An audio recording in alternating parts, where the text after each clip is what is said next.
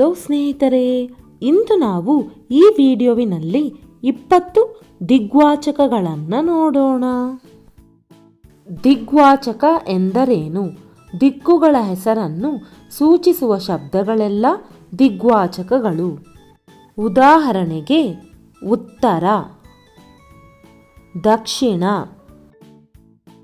ಪೂರ್ವ, ಪಶ್ಚಿಮ, ಈಶಾನ್ಯ, ವಾಯುವ್ಯ, ಆಗ್ನೇಯ, ನೈಋತ್ಯ, ಮೂಡಲು, ತೆಂಕಲು, ಬಡಗಲು, ಪಡುವಲು, ಆಚೆ, ಈಚೆ, ಮೇಲೆ, ಕೆಳಗೆ, ಮೂಡಣ, ತೆಂಕಣ, ಬಡಗಣ,